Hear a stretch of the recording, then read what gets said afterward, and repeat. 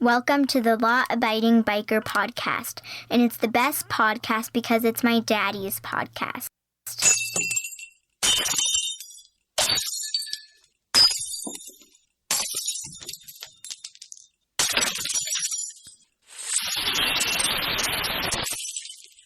Law Abiding Biker Podcast.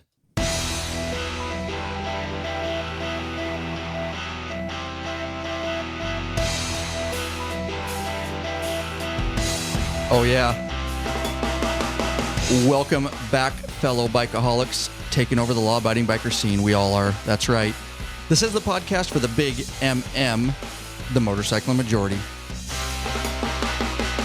That's right. The 99%. Lurch in the house. What's up, y'all?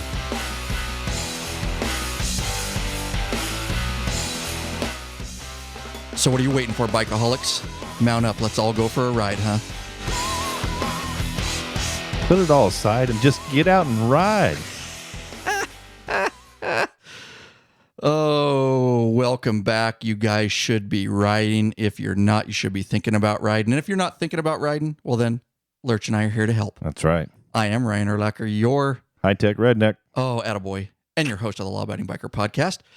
Here we are back in the studio, guys. Super stoked. Been a couple months. We were talking about, in fact, with Lurch. Been a couple months at least. People are going to start to think maybe you kicked me off the podcast. I may have got a couple emails. Where is he? People were worried about you. Thank you, people. We did not have a falling out. No. Lurch has just been, schedules have not worked out whatsoever. No, they just did not jive. So he's back in the studio, and I got all this really awesome equipment. You got some new stuff in here. I mean, it's starting to look like a professional studio. You That's what I was waiting for. Yeah, so anyways, we got some equipment in here, and what do you think of it, dude? Nice. I mean, I like what it does for us. You don't hear me breathing on the microphone anymore, and if I were to yell like, "Hey!" it doesn't. Exactly. It doesn't clip, and it's got the pretty awesome compressor on there, limiter, and no breathing. So moving on up in the world. And what do you think about that new boom arm you got, dude? I think it's awesome. Is that money or what? Yeah, I'm actually sitting here with my feet stretched out, relaxed. Before I was kind of stuffed in the corner here, and I had to work around the microphone stand, but now it's clipped onto the desk, up out of the way. I can move it around. It's rock solid, right where I need it to be. We're not tripping over mic stands and cords. No, it's awesome. And hopefully soon, I'm going to have a little gift for you. Oh. And that is you're going to be rocking a mic like mine, dude. Oh. And then we can That is pretty fancy. I don't know what all that stuff is around it, but it looks pretty cool. That would be a shock mount. Oh, shock mount. Because then you can really mess with it like I am now during the podcast. Yeah. You can't hear nothing. I'm up and down, side to side. I can even hit it. Yeah, you can't hear it. Yep. So it takes the shock out. Outstanding. So you'll have one of those. And so we're just trying to bring you guys better. Will it come with one of those little tiny filters instead of this big one? Yes. Oh. I'm going to hook you up with this. Yeah. The pop filter, the mesh, the shock mount, and that bad arse mic. I'm excited.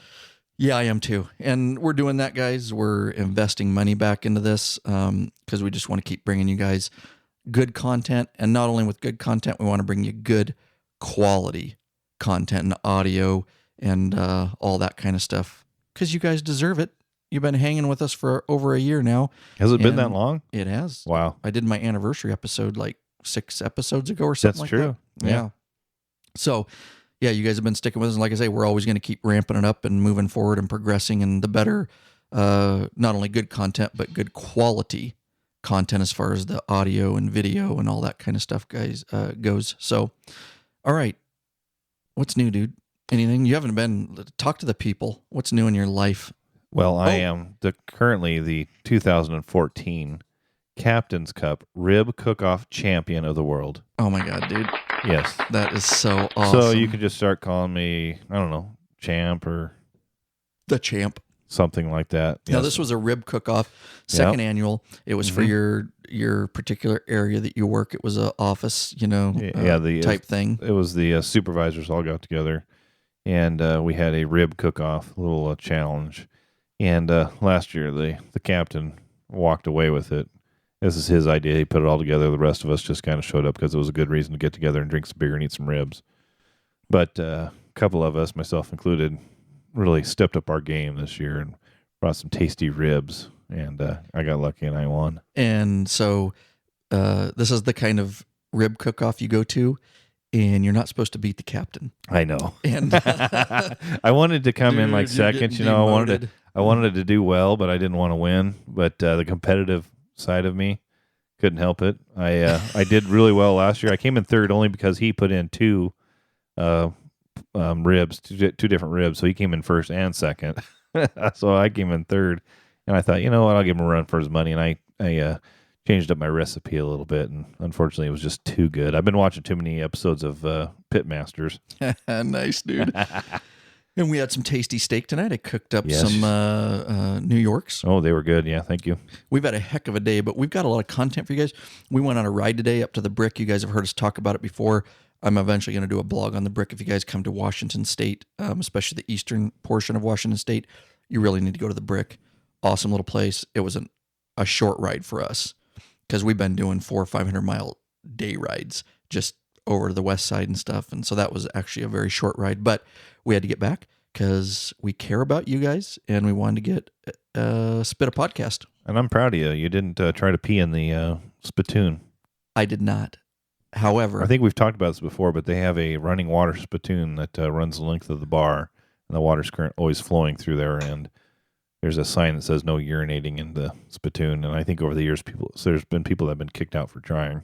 oh, I guarantee Yeah, it. you know somebody's done You it. sit on a bar stool, bellied up to a bar, drinking beer, and there's just like a running urinal. I mean, That's what it looks like. somebody's gonna A do little it. Dude. trough down by your feet, where back in the day they used to spit into it. Not anymore. Yeah, can you even spit in it anymore? No, it's just for decorations now. It's just a nichey thing. People these days. They do little regulations. once a year. They do boat races. Little Oh, do soap. they? Yeah, they make little boats. Little soap out of soap.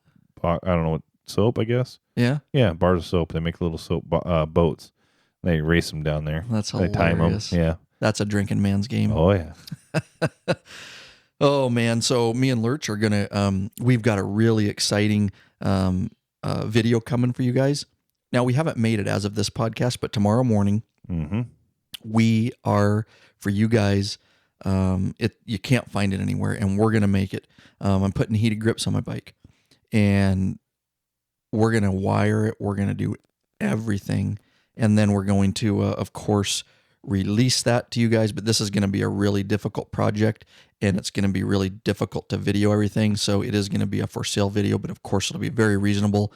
And you over there on the Patreon page that are at a certain level will get it for free, of course, because you're pledging a certain amount, and you get everything for free. Not for free because you pledge, but you don't have to pay an additional fee for those videos. So look forward to that, guys. It's all about how to wire your bike and install from the ground up heated grips, Harley-Davidson brand heated grips. Step by step without skipping any steps. Thank you, Mhm. Lurch. It'll go with your heated seat and your heated socks and your heated pants and your heated jacket and your heated gloves and your heated underwear. I got a heated banana hammock.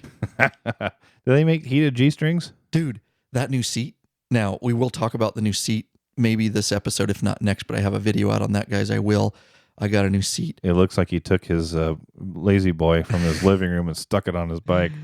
Oh, my arse has been getting sore on my stock seat. But the way this curves up, dude, I'm just saying my twig and What? my twig and giggleberries Yeah. sit on it just perfect. Oh, okay. You know where it curves up towards the tank, dude? I don't know what My- you're talking about. Yes, you do. My twig and giggleberries just sit on there just perfect, dude. Oh, it caresses him. It might be close to the 93 BMW. Oh. Like, yeah. You're going to get priapism? Well, I tried. Oh, yeah. I think if we'd been riding a little faster, we'd be good. But Or maybe you should just run a higher gear. There Lower you go. gear? Higher lower, gear. Lower gear so you can have some higher RPMs. higher RPM. Yeah. It's a Harley seat, but I will. Yeah, actually, we're gonna probably not get to it this episode, but there is a video coming out on it. It's a full review, Yeah. and you guys will like this seat. So today we're gonna get at it, and we are going to a couple things. We've got a new. We're going to talk about cell phone mounts for your motorcycle, and that is a brand new. I don't know if it's a brand new company, but they're fairly new. New to us. It's new to us, and the tech mount's new to us, and we'll talk about that. We want to get in some donations. We've got a couple iTunes reviews, and I also have a new Harley air suspension video. If we get to it, we'll get to an email, and we're going to get to our main topic somewhere in between all that, and that's going to be motorcycle only checkpoints. A heated topic among the law-abiding biker community, and of course the AMA's involved, and all kinds of other goodies. And we're gonna break it down. We've done our research for you guys. We know where it's at. We think we know where it's going. Gonna break it down like Julie Brown. Oh, and everything in between. Yeah. So we'll get to that, guys. I want to play something for you guys real quick. It's a very short interview. They contact Don Killswitch from Tempest Riders. Yep. He contacted me, if you guys remember back episode 0808, they lawabidingbiker.com/08 or /Tempest Riders RC. They did an interview with us. They were the first law-abiding biker club to do an interview. Of course, we've had quite a few since.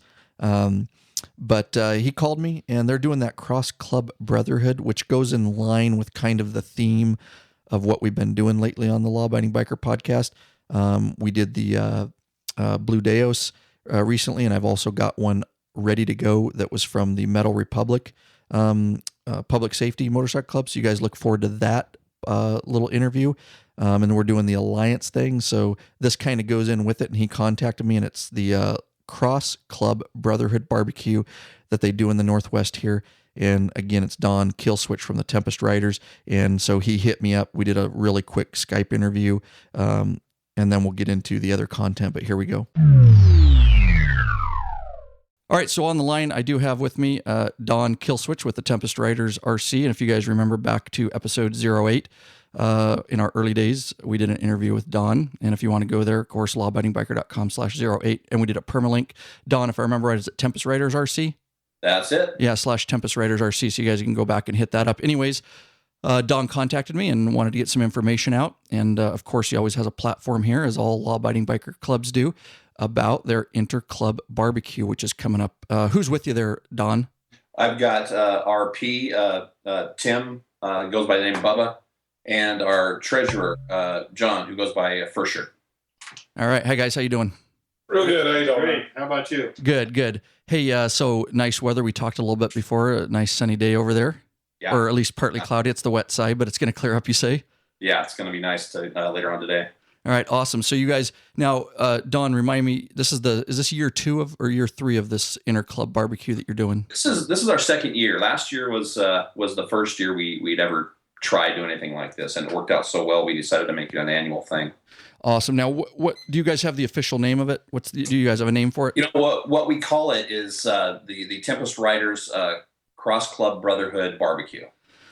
Great. And it's gearing up for, it's kind of, I mean, it's for everybody, I take it, but mostly Northwest lab clubs attended. Is that? Well, what it's for is, and I guess it's probably best just to give some background on how we came about doing this. Sure.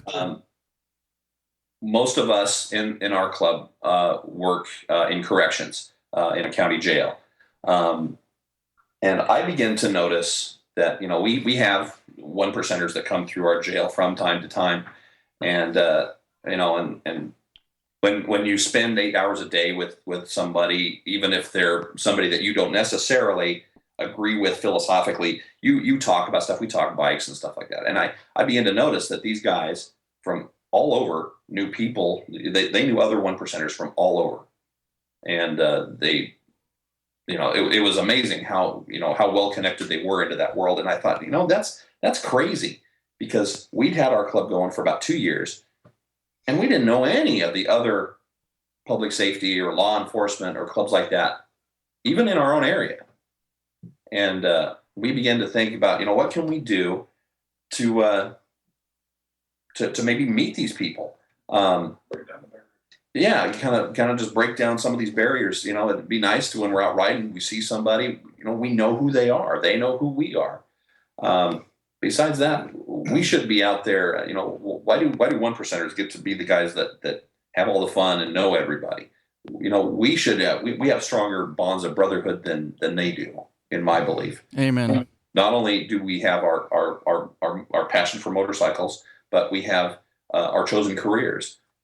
So, we just began to think, what can we do? So we decided on this barbecue, and it is a barbecue for in Oregon and Washington. Any law enforcement club any firefighter, any public safety club, any military or veterans club. As long as you fall into that category, and you don't hang out with one percenters or think that those guys are where it's at, man, you are welcome to come to our barbecue. Awesome. And so that's how you guys spawned the idea. I take it this is how it all came about. Yep. And your club, the Tempest Riders, organized this. Is that fair? That is true. Yes. All right. Awesome. So you guys started thinking about having this, and it was pretty successful last year. We weren't able to come. We were all working, but yeah, you guys had planned a big ride. Yeah. Like Montana or something, I think. Correct. And so How many clubs we have? yeah, we had About 14 different clubs. 14. something like that. Yeah, it was quite a few. We had about between 75 and 80 people show up. And what are you expecting this year? More, obviously. Oh yeah, we've got quite a bit more. Actually, hoping to show. We don't have any hard numbers yet, but we found clubs that we didn't know about from last year. We found and have invited them, and so we're hoping on at least 100 this year. Awesome. What's the date again for the listeners? You would have to ask. Yeah, that. I'm sorry. I'm on your website here, and if you guys go to it's August 23rd, 2014. Yes. And if you go to the Tempest, it's tempestriders.com. And if you just hit their events tab, there's a drop down and it says 2014 Tempest Riders Cross Club Brotherhood Barbecue. And Don, it looks like, there's a add to cart. So it's a $10 per person for adults and $5 per person for kids 12 and under. Yeah. One of the things that, last year we did it and it was free. Unfortunately, this year, just with the financial situation and having more people show up, we ended up having to charge something. I mean, we charged absolutely the minimum we can because we don't want money to get in the way of anybody coming out and doing this thing. So we want everyone who can to show up, but we did have to charge a little something because feeding 100 people isn't cheap. Yeah, no, I think that's a really reasonable fee. I don't think anybody even bat an eye at that. Yeah, drinks and food, that's quite an expense. We got a whole pig we're doing. Oh, nice. Yeah, we're doing some ribs. We'll probably also have some burgers or dogs if pork isn't your thing, but I can't imagine why it wouldn't be. Now, obviously, it's a family event, so kids, it looks like, or families, wives. Yep. Also, if anybody wants to show up early, I've been sending out information on campgrounds in the area, hotels. So we're going to be actually out at the campground probably starting Friday and staying through the weekend. There it's at Milo McIver Park in Estacada. Great. And when they register, if somebody registers and pays their registration fee, what do they get a ticket, or how does that work, man? Actually, we're just going to keep a list of whoever's doing it, and people will check in. We'll just take your name and check your name off the list. I've got a list of people that have registered so far. Okay, and camping's available, you say? There is camping available close by. The camping actually at McIver Park is full, but there are a couple of county parks that are really close that still have camping available. There are also a couple of hotels fairly close. How do people get that information? They can contact me at killswitch@tempestriders.com, and I've got all that information. I can send it to them. Okay, awesome. I'll put a link to your email address in the show notes too, so that people can have a direct link. So camping available. There's some hotels left, and what else, man? What else? One of the things I want to talk about with the barbecue, we're kind of doing this in conjunction the same day that the Special Olympic ride goes. And that's a fundraiser for the Special Olympics. And that morning, a few of us will be riding down, and anybody wants to join us to do the Special Olympic ride. And after the ride, we'll head up to our barbecue to kind of finish off the day, have a nice barbecue, and really enjoy ourselves. Where's the Special Olympics ride start and what time? That starts in Salem? It normally starts down Salem, and I don't have the time at this point in time. I'm sure it's announced. I just don't have it with me right now. Sure, they can likely go to Special Olympics and find that out. Yeah, if you just do a Google search for law enforcement torch ride for Special Olympics, Oregon, the site will come up. Okay.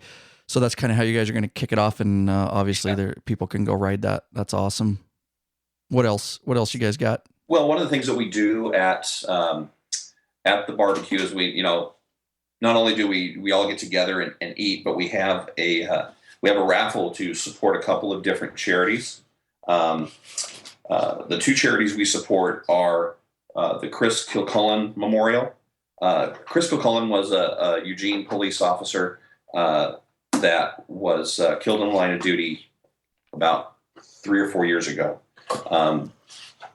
They've set up they have a memorial ride for him, and it funds the Chris Kilcullen Memorial Project that does scholarships for children of officers who have lost their lives in the line of duty, and helps families who have had a loved one die in the line of duty. The other charity that we support is the Brian Fisher Memorial, and it's basically the same thing, except up in Washington State. Okay, yeah, and that's, if I remember right, that's one of your big events per year for the Tempest Riders, right? Yes, it is. We do both of those rides. It's we've done Chris Kilcullen since it started, and we just found out about Brian Fisher last year, but we've been we're going to go this year and plan on going every year from now on. Awesome. What else you guys got on your mind that you want to get out? Anything else you can think of? Really, just come on down. Hopefully, anybody that's listening can make arrangements. Come on down. It's not just the Oregon and Washington. If you're LE and fall into those groups we discussed, and you're out this way during that time period, let us know. Swing in. At least say hi and grab a rib. Guarantee the food is going to be delicious. That's one of the things. If you talk to anybody from last year, the ribs are legendary at this point in time. Oh, my mouth's watering. I'm serious. Yeah. I absolutely love ribs. Now, can people bring anything BYOB, or do you guys? That's all part of the fee, or what? If you want to bring something alcoholic, bring your own. Okay. We're not going to provide that. Roger. If anybody wants to donate anything for the raffle, we would appreciate it. We've got some pretty cool stuff, pretty cool prizes out so far. But anything that anybody might want to donate would be greatly appreciated. Cool. You guys got like a 50-50 too or anything? We did a 50-50 last year. Are we going to do it again this year, do you think? Yeah, I think we'll still have a 50-50 going. We're lots of gifts and stuff like that we'll toss out there for the raffles. Just to kind of give you an idea of what we've got for the raffle is we've got one of the guys that we work with is part owner of Red Iron Helmets, and what they do is they will he makes helmets that are like half helmets that are leather covered, and he will custom embroider stuff on them. Awesome, that sounds cool. Oh, yeah, it's quite a few of our guys have them. They're awesome helmets.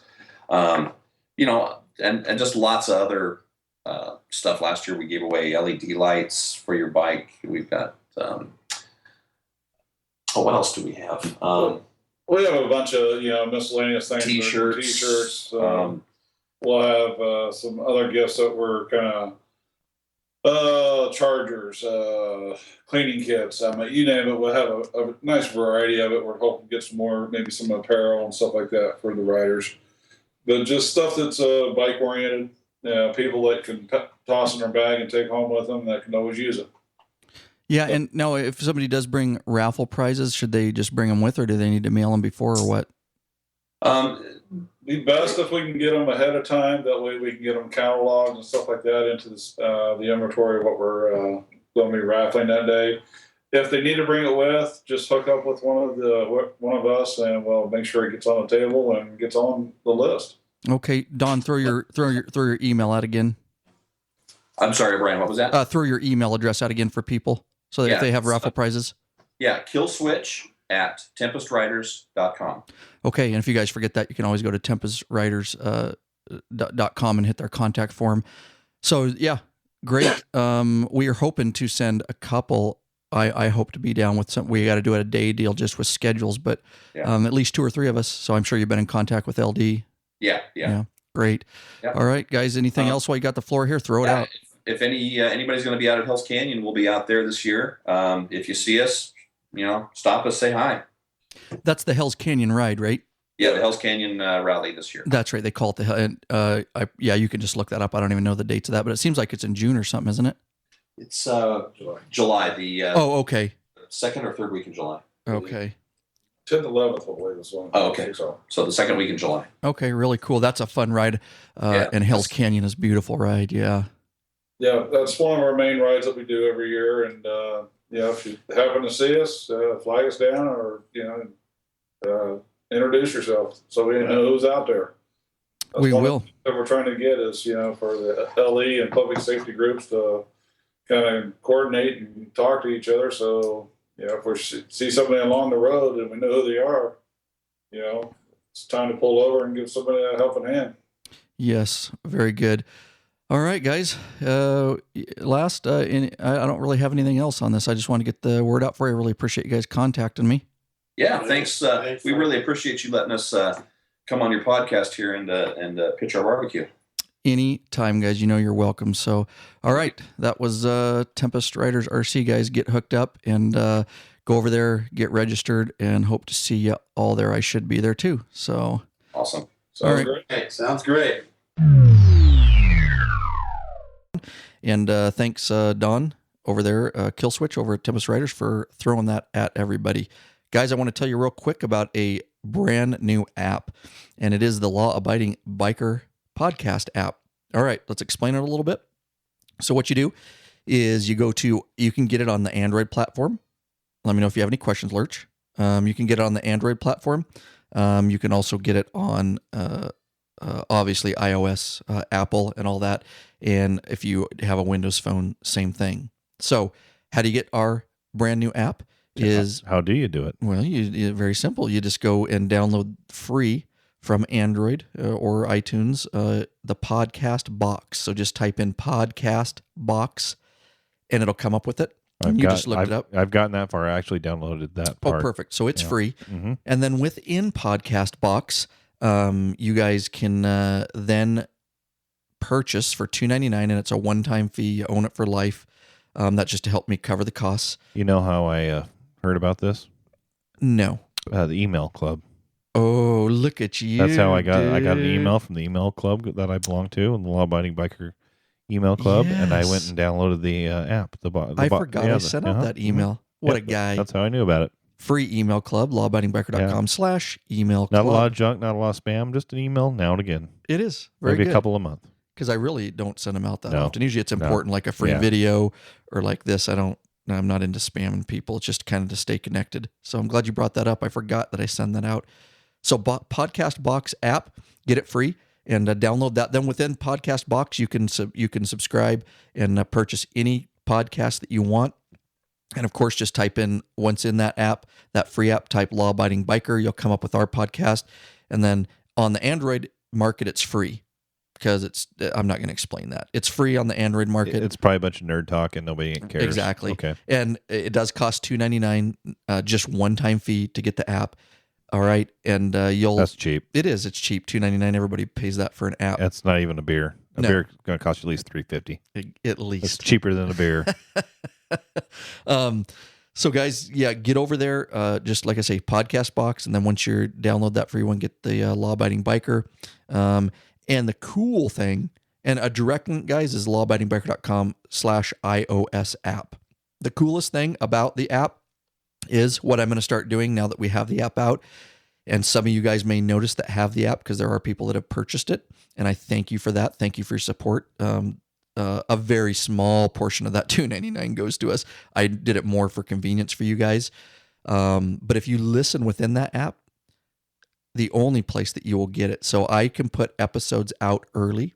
Nobody else. You iTunes can get can't special get it. content there. You get it. Yes. Sweet. So I will set I will put episodes out, and I plan on, 4 or 5 days early. You won't get that on iTunes. You won't get it on Stitcher. Nowhere else. The only place is if you purchase that app, and you will get the episode early. Of course, on all the other platforms, it will still come out free. But additionally, like Lurch just said, you got to wait. You got to wait. Why do you want to Who's wait? got time for that? Nobody's got. I It's need hustle my bustle. I It's need my hustle fix bustle. of Lab, and I need it now. Very good, and that's what the Law-Abiding Biker app is all about. And and also I can send, like Lurch said, content that nobody else gets. So if we wanted to put out an extra episode, nobody else would know about it except people that have the app, and it would never go mainstream. So we may do that in the future, just to to give those people that purchase the app some extra content. I can give you wallpapers there. Anyways, enough said. You get the blogs right in there. With it, what's nice is right within the app. You not only get the episodes, then you can hit it and you can get the full blog, the show notes that I write with it. Additionally, you can just hit a call button. There's a phone. So if you hear something really cool on one of our episodes, you can hit that call button and you can leave a message for us right away. And that's our 5317. What is it? 509? Do you remember off the top of your head? No. Okay. Real good. Do you? Real good. I think I do. But You better make sure it's right. Yeah, it's Some poor guy over in Yakima is going to start getting phone calls. right. If we put out, yeah, true. Very, yeah. So it's 509-731-3548. That is the phone number that it'll go through to. And like I say, it just makes it really easy to interact with the show. And of course, you'll get everything and soon, and you'll get it sooner than everybody else. So, all right, guys, enough said about that. We want to throw a quick shout out. We had a very cool thing happen recently. A little meet and greet. A little meet and greet. And why don't you go into that, brother? I need a drink of beer. Todd Morrell, right? Yes. Yeah, Todd and some of his guys came over from the west side. And They're from the King County area. The greater Seattle area. Mhm. Poor bastards living over there in the hustle and bustle and the rain and the concrete jungle. But they came over to God's country, came over and visited us out at LD's house. They were taking a day ride, and they went to the Bellbreaker Brewing Company, and Todd messaged LD. And now they wanted to get together with us, which is a group of guys. And so they got a hold of us and said, hey, and I've contacted Todd in the past. He's emailed me, and he did a great email for the show. We did a whole show on an email. Right. Yeah, okay. Well, he had said, hey, we're going to be at Bellbreaker. You live anywhere close to that? And Rob lives right down the road. So they stopped by Bellbreaker, and they came over to Rob's house and brought a couple growlers of beer with them. They came bearing gifts. Yes, they did. So it was Todd, Toby, Alan, and Sam. Some good dudes there. Yeah, and we got to hang out with them, and they stayed for a couple hours. Oh yeah, we sat around and smoked cigars and drank some beer and told some stories. And yes, when they left, they even left their growlers behind as a thank you for LD for the hospitality. And one of them was this really sweet growler. It was aluminum, kind of looked like a little keg. Yes, with a sweet screw off cap and everything. And he left that for LD for having a nice little get together and yes, and a little his hospitality. Yes, yeah, it was very nice. And it was an impromptu get together for us in the first place for our club, but we got to meet their crew.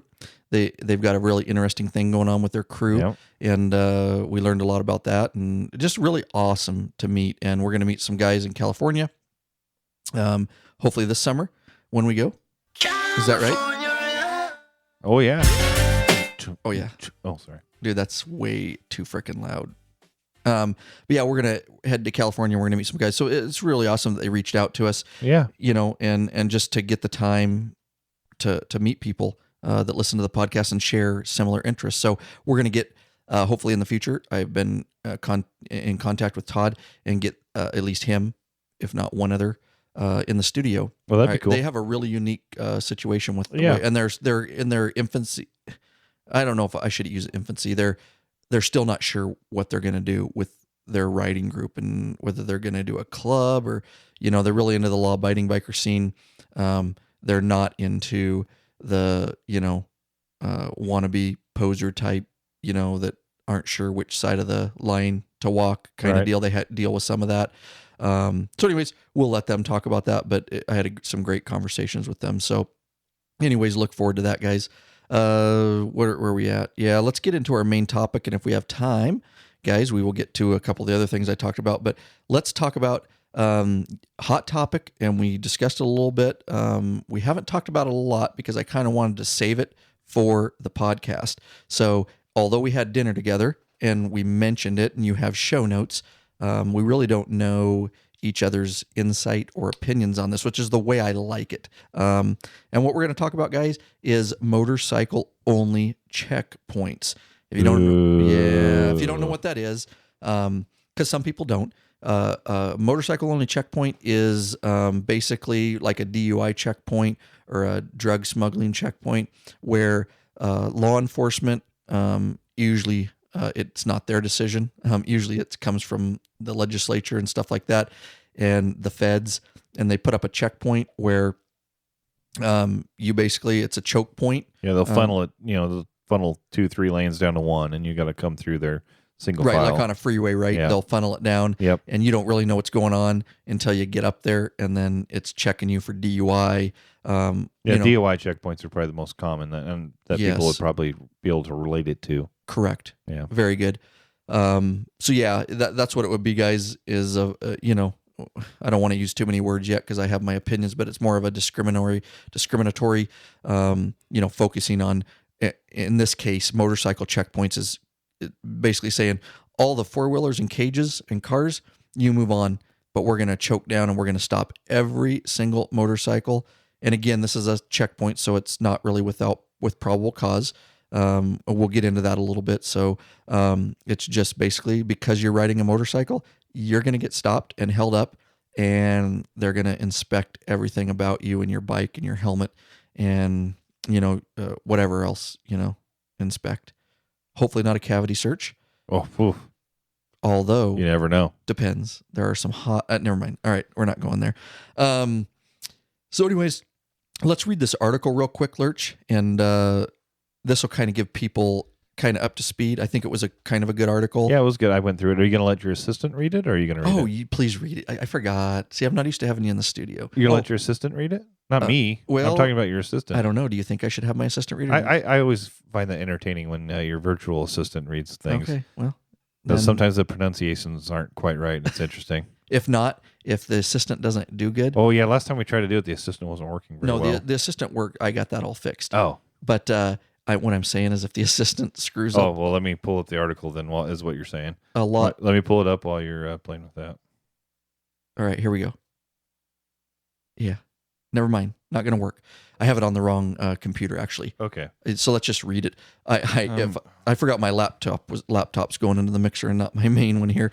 All right, guys. So here's the article, and it kind of, like I say, sums it up quite a bit about exactly what's going on with this motorcycle checkpoint. And if you guys want to, obviously the usual, go to show notes. I'm going to have a lot of this stuff in there, but it says last week. Okay, this was written by former Senator Wayne Allard. He was a Republican from Colorado, and it's from March 12th of this year, 2014. And it says end motorcycle only checkpoints for good.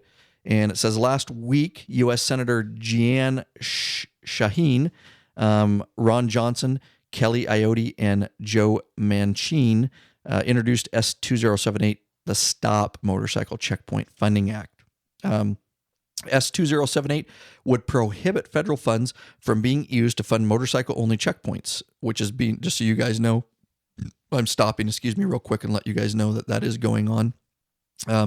Motorcycle-only checkpoints are a form of traffic enforcement used by state or local law enforcement officials designed to stop all passing motorcyclists and only motorcyclists while they check for compliance with state laws covering license endorsements, helmet use, and exhaust system, among other things. Grants used by the state and local officials to operate motorcycle-only checkpoints come from the National Highway Traffic Safety Administration funds that are intended to reduce motorcycle fatalities. Now, you guys are going to hear us say NHTSA. While we're talking here, NHTSA stands for the National Highway Traffic Safety Administration Fund, something we're very familiar with as law enforcement officers. There's a lot of federal funding that law enforcement agencies get all over the United States for traffic enforcement and safety. All right, let me move on with the article. Let me be clear. The American Motorcycle Association, the AMA, fully supports reducing motorcycle crashes, injuries, and fatalities because safety for all road users is our top priority. However, we do not believe that motorcycle-only checkpoints are an efficient use of limited safety funds.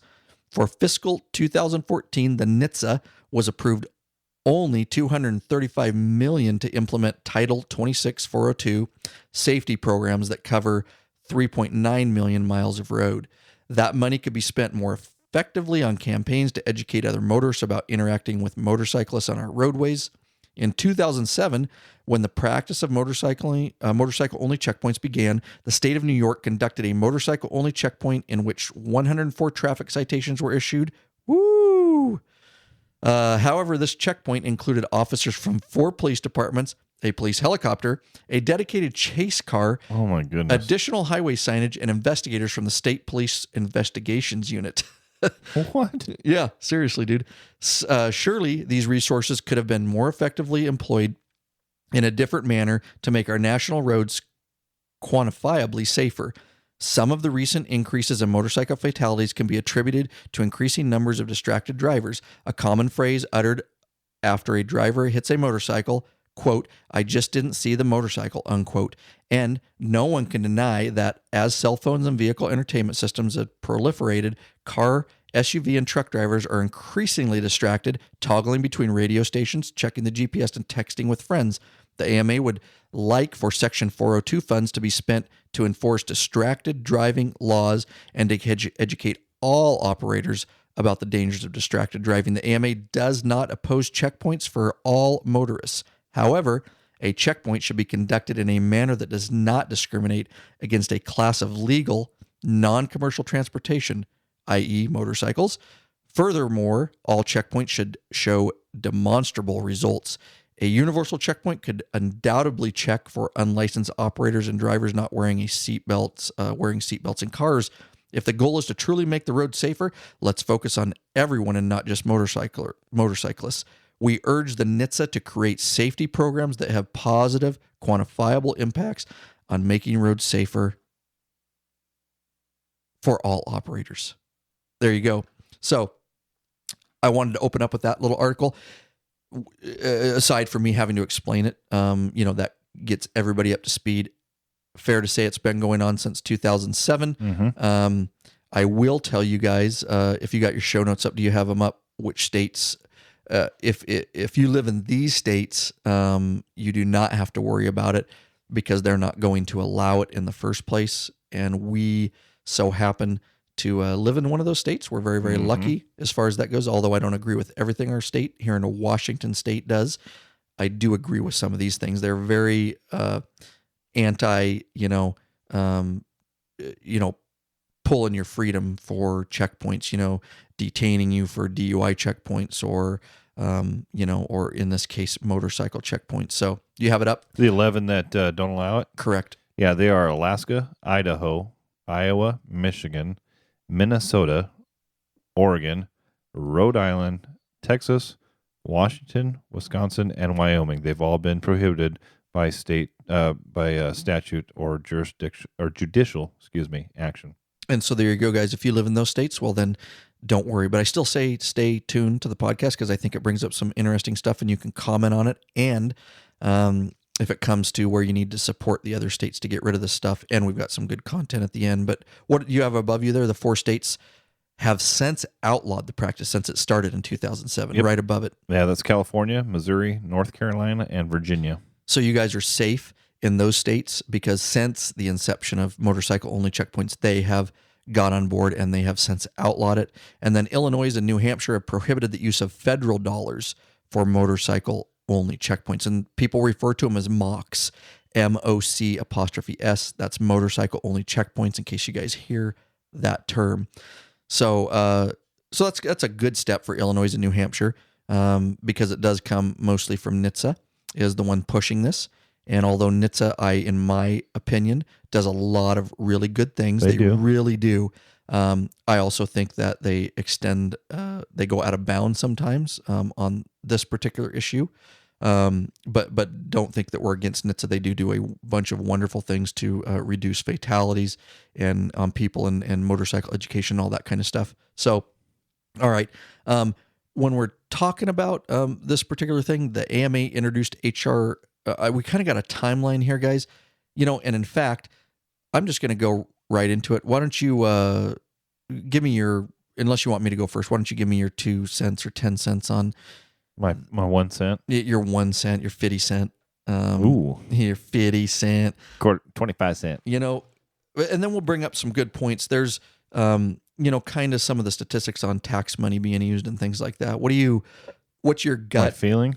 Not as a law enforcement officer. Yeah. Because this is for all, obviously, law-abiding bikers. Right. But as a citizen, what do you think about this practice? And do you think it is making a difference? Do you think it could make a difference? Do you think it should be focused elsewhere? Just spit it. As a citizen, I think it's BS. I'll be honest with you. I agree with the article and some of the things you said in there. Reducing fatality and injury collisions is important, but why focus on just one group, a small group? That's when you get into trouble. That's when you get into issues, is when you just singly focus out one group of people. It's not just motorcyclists that are dying. It's people in cars, trucks, semis, motorcycles. So the education, the enforcement should be spread across the board. And if they're going to do a checkpoint, it should be all vehicles, not just motorcycles. That's my opinion. I just don't think that you can focus on one group and let everybody else go. Why? Well, it's not always the motorcyclist's fault. Sure, there's plenty of collisions that are the motorcyclist's fault, but a lot of times there's other people involved. So if you're focusing on just the cyclists, then you're missing the boat, because you need to focus on everybody. Just like the article said, you need to focus on the people driving the cars as well. Now, let me throw this at you. Go. Just easy. I'm going to throw you a button hook. No, I'm not. As far as, okay, so we've both been around and we're going to kind of bring, guys, that, all our listeners, we're going to kind of bring a little bit different curve to it, because we do have experience as full-time law enforcement officers at investigating these type of collisions. Okay, fair? Yeah. And we've both got about 19 years on of doing that. And I also have some experience with working for several different agencies and doing that. So we bring kind of a broad spectrum, because the regular law-abiding biker citizen doesn't go to the collisions. We see them, we smell them, we see them, taste them, right? I mean, literally, and they can be really gruesome, some of the things we've seen over time. But how many collisions in your career have you been to where the motorcycle caused injury to somebody else besides the rider? You're not talking about whose fault it is, just who caused the injury.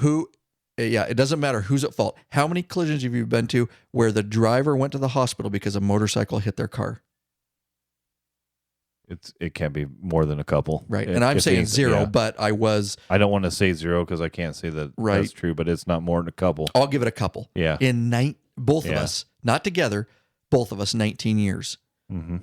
So I say to you and everybody else out there, why are we stopping motorcycles at motorcycle-only checkpoints when the motorcycles aren't causing injuries and death to anybody else? Does that make sense? I see what you're saying. I don't get it. I don't get why you would spend money. Whose life are you saving? The motorcyclist. Right. Okay. The motorcyclist is going to choose how he rides. What we have to focus on, I believe, and where I want my tax money going, is drivers that are causing injury to me and my family. Okay.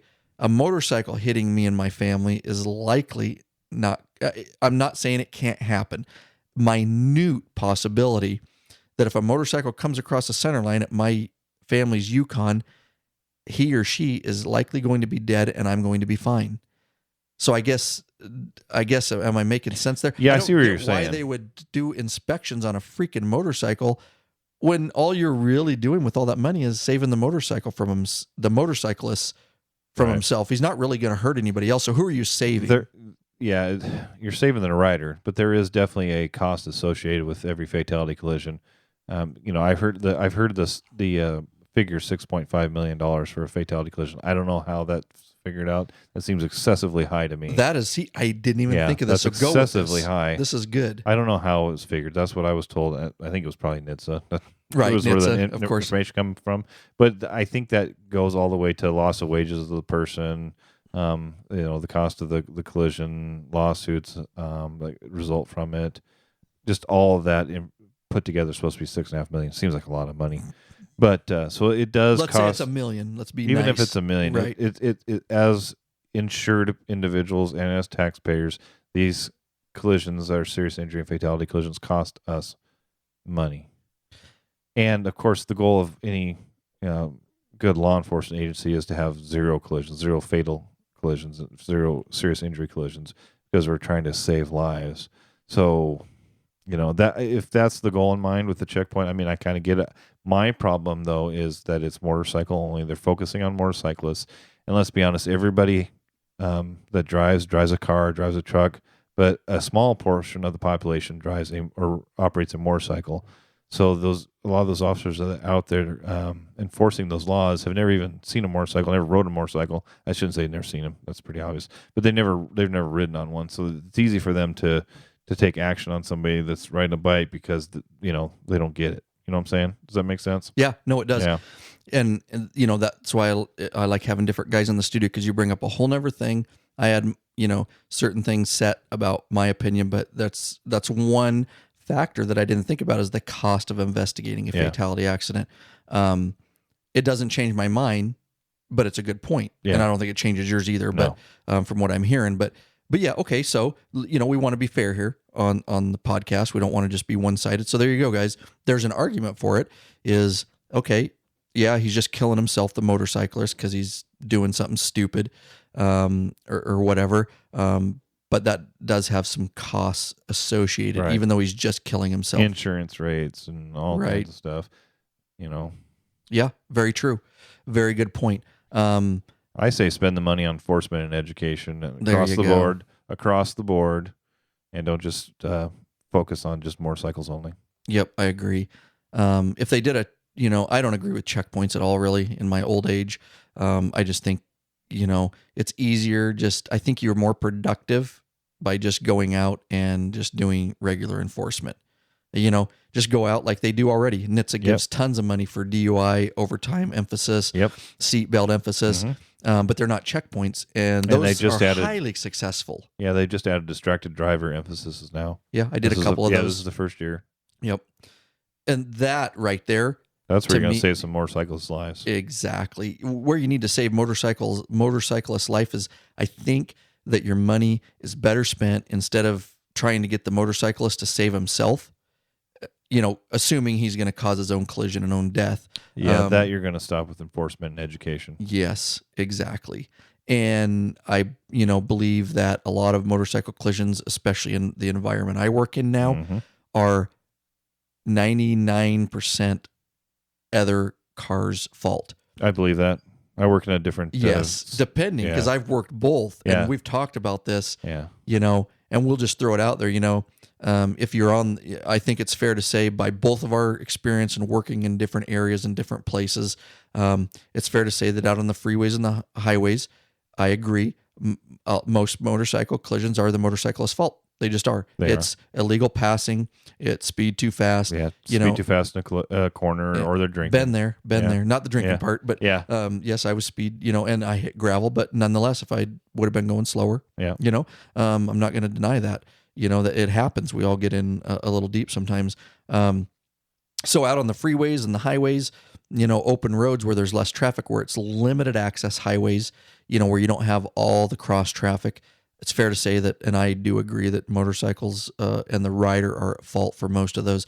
In a city, county type environment where you have lots of crossroads and lots of traffic and stoplights, I will say it's completely opposite. And I'll agree with that. Yeah, most of them just are based on my riding experience. Right. Yeah, exactly. And all the cages pulling out in front of you and people don't see you, and the signs that block you. You know what I'm talking about when you're coming up to an intersection. There's a telephone pole, and somebody's coming out from a side road, and you may be in the blind spot of that telephone pole. We try to do things. I try to switch spaces in my lane so they can see me, but those are all another podcast, we're going to talk about a lot of safety things and things we've learned over time, and hopefully you guys have some input on that too. But back to topic, I just think that money, knowing what we know as far as collisions out on the freeway, okay, mostly motorcycle, collisions in the city, county type environments, mostly other motorists.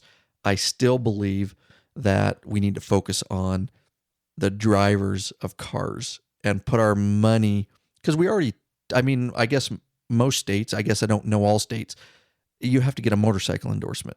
Right. So you get some kind of education, Mm-hmm. Although it may not be, significant education. You get some education by reading the manual, by taking the test, by doing the rider's course.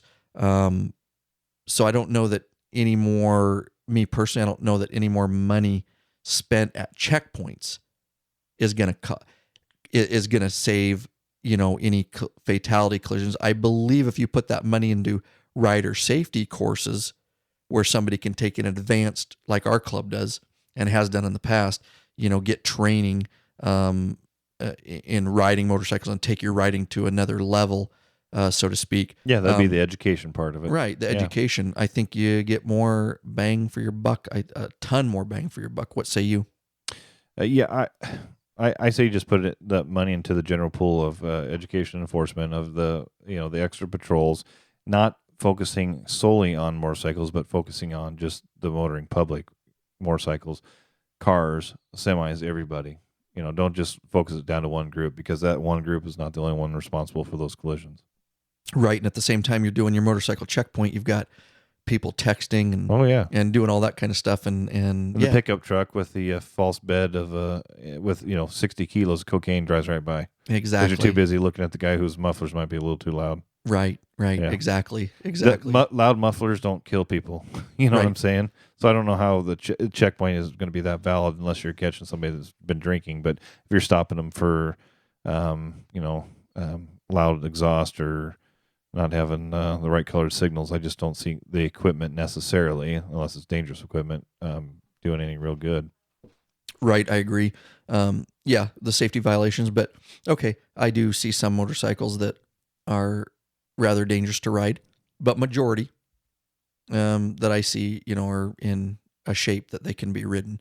So I just don't know. Because motorcyclists know. I mean, I'm riding a piece of equipment that if I don't keep it up, I could die. Right. I shouldn't be riding with bald tires, or worn out equipment. I need to take care of my bike. And a lot of people are so apprehensive about it. They don't even work on their own bikes. They take it to a dealership and you get raped because, Right. they charge you an absorbent amount of money to, change your tires or change your brakes when you could do it at home. And, most motorcyclists take their safety and their equipment very seriously. Yep. And we do have the occasional meth head that thinks he wants to ride on a motorcycle and it's got bald tires, and, but by and far, I agree. Mm-hmm. Totally. So anyways, it's going to be interesting to see. Obviously it's been, our state here, said no. Ex-nay on the, checkpoints, along with quite a few other states, apparently still federally legal to do checkpoints. Oh, yeah. Yes. Correct. Yeah. Even in Washington, you can do checkpoints per the statute by the law, but it requires basically, for lack of better words, a search warrant. You have to write a proposal to a judge. The judge has to approve it, and it includes the location of the checkpoint and what you're focusing on and whatnot. But to my knowledge, no law enforcement agency's ever done it. Right, because they're probably afraid it's going to get it's just not held up in the you can look down the court. line and go, this is not a good idea. Let's not do this. And like I say, I think that the already things they have in place with the, just the regular patrols, emphasis patrols with NHTSA money they really are. Oh, they're doing great work. They're doing great. So why change a great thing that's already, going on? Let's talk a little bit about, so I've got a little bit of timeline here just so you guys are educated on it. You do want to get involved with this, guys. I really urge you to get involved. I'm going to be involved. However, it doesn't affect me. Now, when we ride in other states, it could affect us. I'm not worried about getting, stopped because my bike, I'm good to go. I wear a legal helmet. My bike's legal. Like, I take very good care of my bike. What I don't like is the fact that you're going to inconvenience me and hold me up for, some, who knows how long it takes. And the whole time knowing that there's people driving by that are drunk. This is America. This is America. This is land of the free. That's right. I'm a free bird, man. I want to roll. Don't be slowing me down. Exactly. If you got probable cause, cool. And here's one of the things that was if I drive like an idiot and I do something wrong, pull me Yes. over, I'll pay my fine. I get it. But I would hate to be inconvenienced to run through a checkpoint just to make sure all my Right. equipment's up to snuff. And I don't mind it. Like, you go through checkpoints at the airport. Okay, I get it. The bigger cause, but there's the bigger cause here. You can't justify that you're using our tax money wisely by doing motorcycle check. I just don't see an argument for it. If you guys out there know an argument for it, please, by all means, comment on the site. We'll throw it up. But I just, on the top of my head, I can't think. I think it's just a misunderstanding of non-riders. They just don't get it. Which NHTSA, even though you think they would be, they're not. I mean, you have a bunch of, top echelon people that aren't necessarily in tune with motorcycles. They just distribute the money, and they're like, "That sounds good. How do we reduce motorcycle collisions? Oh, well, let's do some motorcycle checks." But they don't really discuss the heart's it in the right place. Right, exactly. I don't think they're doing it maliciously. No. Yep, very good point. So let's talk a little bit about the timeline of this, guys. And if you want to get involved, of course, get involved here at Law Abiding Biker Media. Let us know what you think. But also, you can look on the American Motorcycle Association's, the AMA website. But they began tracking motorcycle-only checkpoints when they first appeared, which we've talked about, in 2007. In March 2011, using funds provided by NHTSA, the state of Georgia conducted roadside motorcycle-only checkpoints as thousands of motorcyclists rode through the state on their way to Daytona Beach, Florida. Yeah, I've heard about this. Bike I've Week. seen this online on blogs. Yeah. What do you know about it? I just, shortly after it happened, I just saw a lot of stuff on there, people complaining about getting pulled over for loud pipes and getting tickets and whatnot. Right. Yeah. And again, obviously the other side of the U.S., so it didn't directly affect me. I just saw some information on it. I thought, oh, that's interesting. Right. Yeah. And again, we're not dogging, them for loud pipes are, different kinds of mufflers in different states. Okay, it's illegal. It's hard to keep up on, but it seems like on a motorcycle only, it should be more focused on the safety aspects. But I'm not going to second guess what they were doing at all, but you see stuff like that, guys getting stopped. Okay, how's that, but it is completely lawful. And if that's the law in their state, that's the law of the land. That's right. Okay, so let's move on from that. We can get wrapped up in that. So another motorcycle-only checkpoint was conducted in Northern Virginia during one of the nation's most visible motorcycle rallies, Rolling Thunder, over the 2000. Rolling Thunder. Attaboy. That's what I was looking for. Over the 2011 Memorial Day weekend.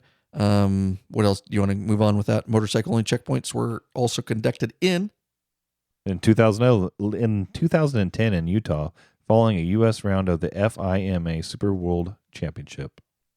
And we've already talked about the states. Yep. Obviously, you guys already know if you're exempt or have been protected from that. Now, the AMA introduced H.R. 1861, the Stop Motorcycle Checkpoint Funding Act. On May 8th, 2013, the AMA issued an alert to urge support for H.R. 1861, which is the Stop Motorcycle Checkpoint Funding Act. And if you go to AMA, guys, you will learn all about 1861 and all that kind of stuff. You'll see. And here, I do want to say this because we are very open and honest here on the Law Abiding Biker podcast. We are not affiliated as far as the AMA or sponsoring or anything like that, although I think they should. But that's just me because we talk about a lot of this stuff.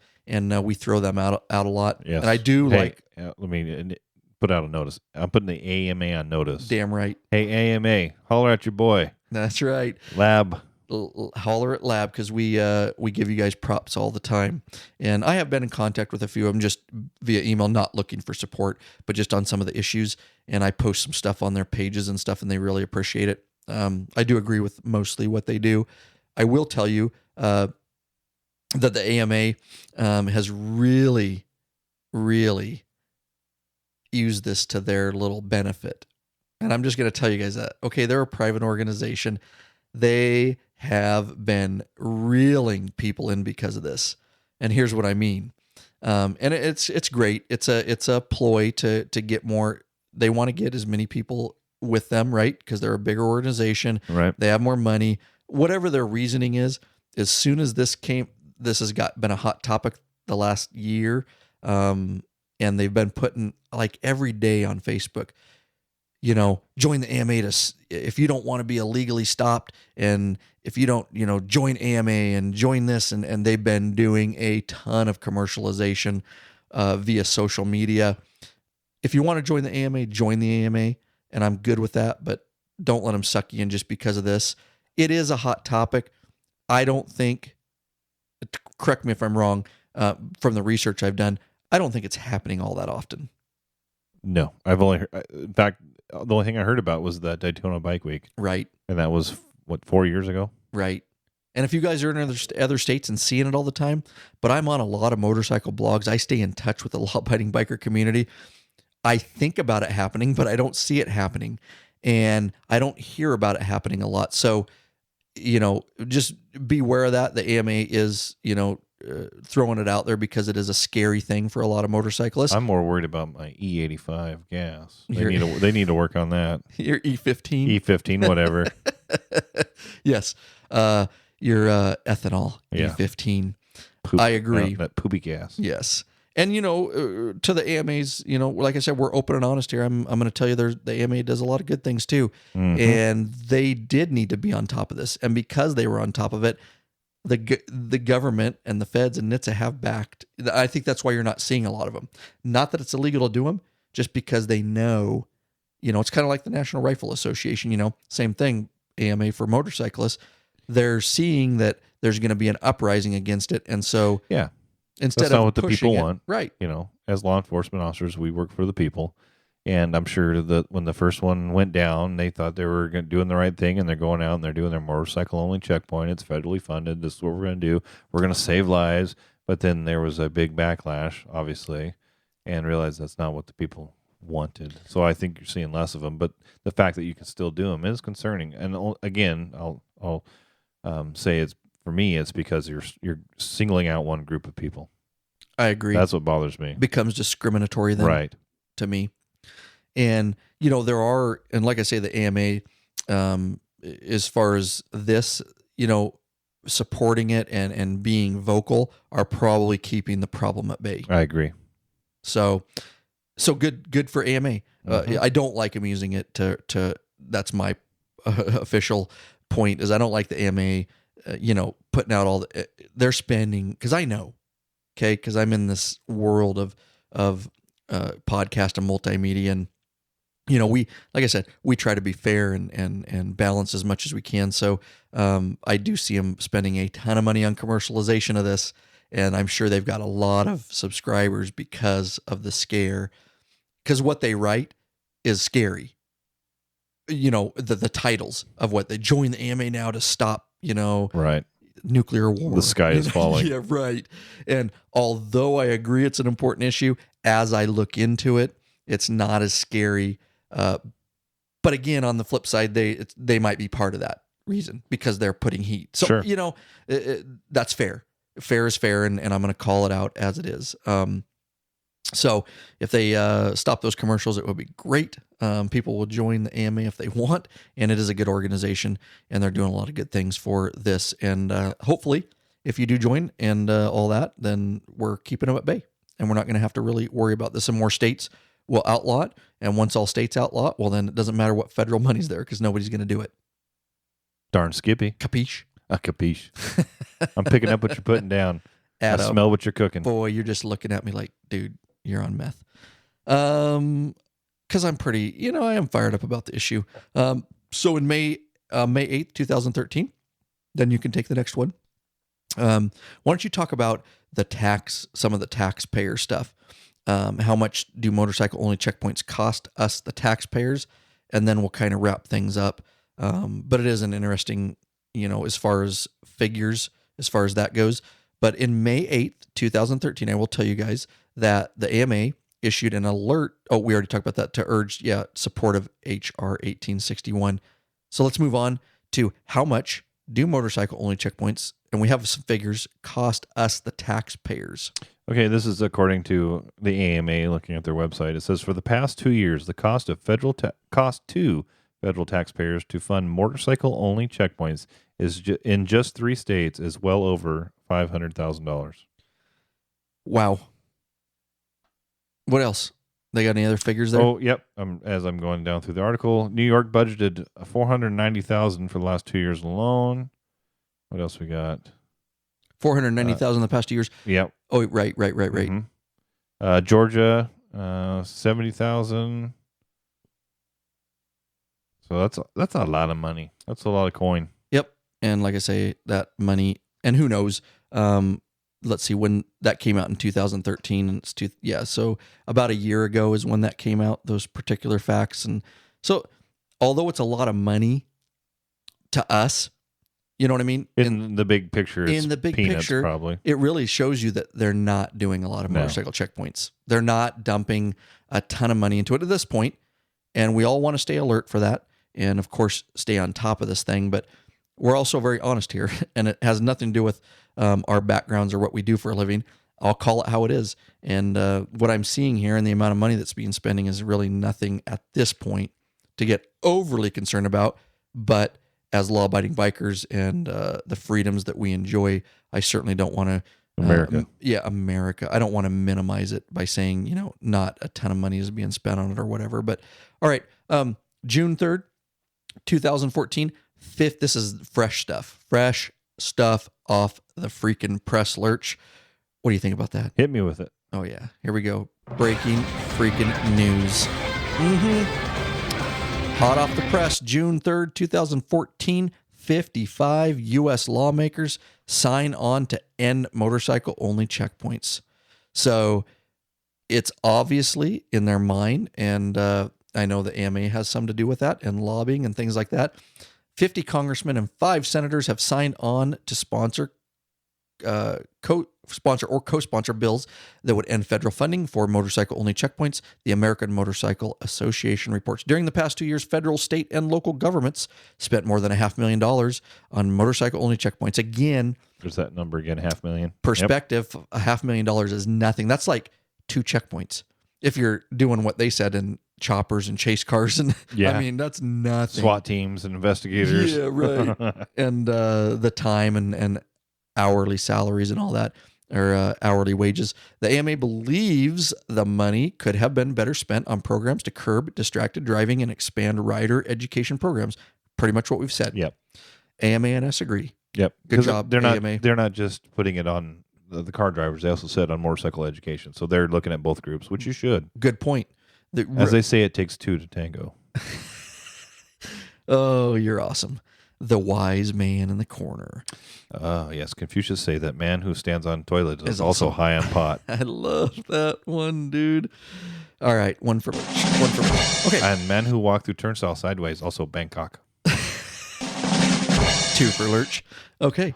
The AMA is grateful for these legislators who understand that the rights of the motorcycles are the same as the rights of every other U.S. citizen, said Wayne Allard, AMA Vice President of Government Relations. We hope to see laws enacted to end the discriminatory and harmful law enforcement practice of targeting motorcyclists for stops that do nothing to improve the safety of our roads, unquote. That statement is good. Let me pick that statement apart a little bit, if you will, and jump in if you want, Lurch. Well, I'd just like to say something, that Bangkok is a city in Thailand. It's a city in Thailand. Okay, let's go back to Bangkok. Moving on. It's a city in Thailand. Moving on. Dude. Okay. No more about Bangkok. So let me break that down. Quote, we hope to see the laws enacted to end the discriminatory and harmful law enforcement practice of targeting motorcycles for stops that do nothing to improve the safety of our roads. Please, guys, understand. Here's what I'm going to break that statement down, Lurch. I don't like that the AMA quoted that this is law enforcement's deal, because we come from knowing how this works. Yeah. And I just want to put it out to the general listener. Okay, law enforcement didn't make this decision. They're carrying out the decision. Thank you. Do you see how I don't like that? Yeah. And I don't think the AMA does it maliciously, but I don't agree that they do it in the first place without knowing what they're talking about. Law enforcement officers have to, carry out the laws that the people enact or the legislators enact. So it's not fair to put it all in law enforcement. That's not right. To put none of it. None of it whatsoever. A chief of a police department gets told, or captains or whatever gets told, okay, that this law enforcement doesn't necessarily agree with everything, every exact law. That's why there's discrimination in enforcement. It doesn't mean that we agree or disagree. Bottom line is, this has nothing to do with law enforcement's decision. Law enforcement didn't say, we're going to make up new rules and there's going to be motorcycle checkpoints and we're going to get NHTSA money and we're going to fund this. What happens is NHTSA goes to department administrators and says, we have X amount of federal dollars, and they do these type of emphasis. But the law enforcement agency had nothing to do in the decision-making of that they were going to have to do that or that they want to do that. Maybe some of them do. I'm just saying, in a broad sense, that has nothing to do with law enforcement. Me and you didn't sit around and go, hey, let's do a motorcycle checkpoint. No, they just get the standard officer out there, guys, so is just told what to do. And we're doing an emphasis and you're in charge of it and do this because this is what the order is. It's paramilitary. Exactly. That's my order. That's what I go do. And that's what I like to throw out there to the people because we have a little insight. And that's why I don't like that statement from the AMA. So AMA, shame on you for saying that because we'll call you out. We like the AMA, but not everything because of stuff like this. So they should just say that here's how they should reword it. We hope to see laws enacted to end the discriminatory and harmful legislative practice instead of law enforcement, legislative practices of targeting motorcyclists for stops. You're hired. Thank you. Yeah. See? Mm-hmm. Thinking right here. Yep. AMA, if you need some good PR director, I would get a hold of Ryan Erlacher, your high-tech redneck at Lab Media. Thank you very much. Okay, I'm not going to bore you guys, but I just wanted to break that statement down. Hopefully you understand what I'm saying. So be friendly to your law enforcement officers out there because they don't always, and clearly here, I'm telling you, I disagree with motorcycle checkpoints. I'm okay to say that, it's clear Lurch and us are just like, it's not, and we don't have to worry about it here because it's outlawed. So good for us that we disagree with them and they're outlawed. And so we have that freedom to do that. So, all right. U.S. Representative Gary Peters became 50th co-sponsor of H.R. 1861 to stop Motorcycle Checkpoint Funding Act. All right. Which was introduced. We know that. This one was introduced by Representative Jim Sensenbrenner, Republican, of course, Wisconsin, on May 7, 2013. The Senate bill is S2078, introduced by U.S. Senator Jean Shaheen on March 5th. The original co-sponsors are, okay, we don't care.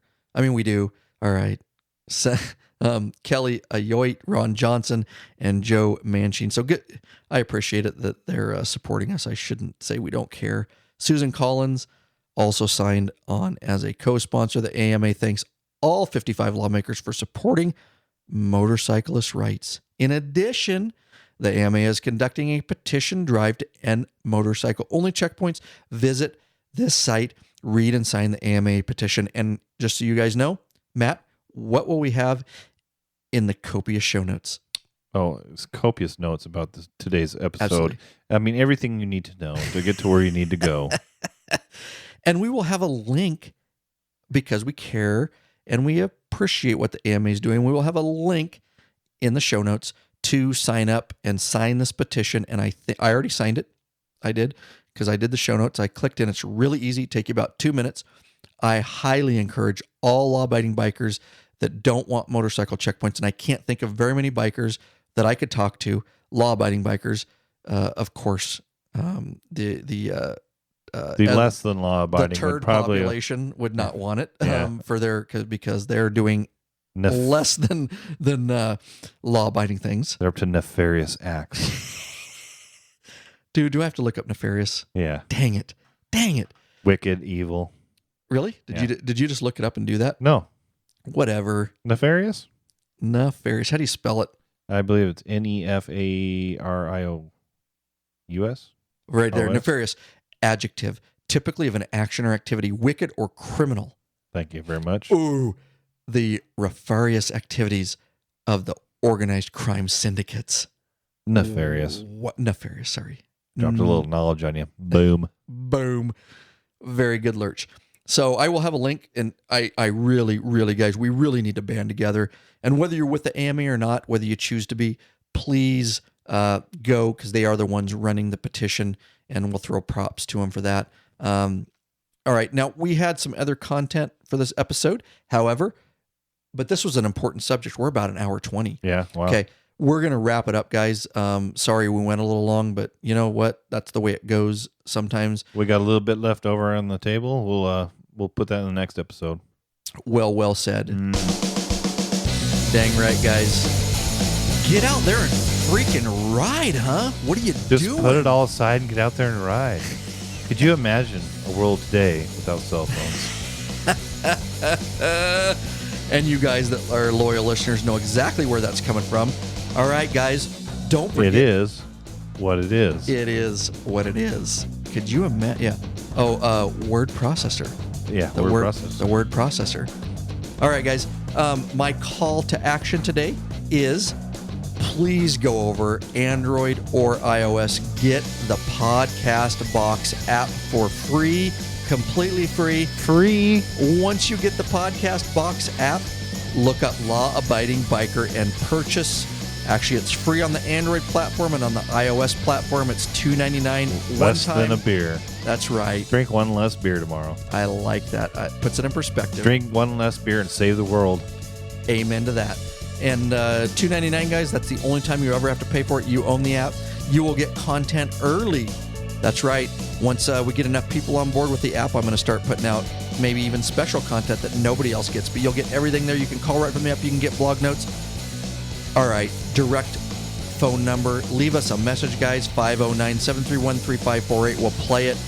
Don't forget about my Patreon page, /Patreon. Pledge a certain amount, guys, and you can put a cap on it.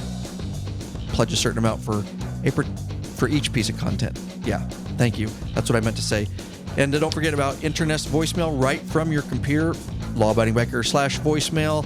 Get into that free law-abiding email club that Lurch talked about, /email. All right, guys, you can email or voicemail us at /contact. You guys know it.